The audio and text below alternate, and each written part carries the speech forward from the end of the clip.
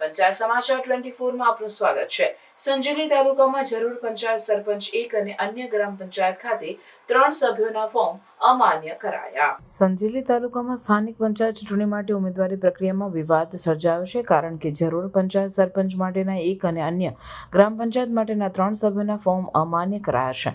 આ નિર્ણય સ્થાનિક આગેવાનો અને રહેવાસીઓ વચ્ચે ચર્ચાનો વિષય બન્યો છે, જે ચૂંટણી પ્રક્રિયાની પારદર્શિતા અને ન્યાયસંગતતા અંગે ચિંતાઓ ઉઠાવે છે।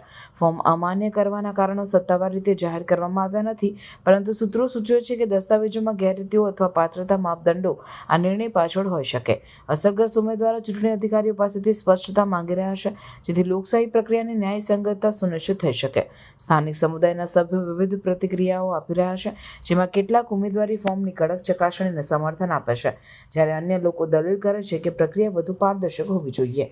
આ ઘટનાએ ચૂંટણી અધિકારીઓ અને ઉમેદવારો વચ્ચે વધુ સારી સંવાદિતા અને સ્પષ્ટ માર્ગદર્શિકા માટે ચર્ચા શરૂ કરી છે।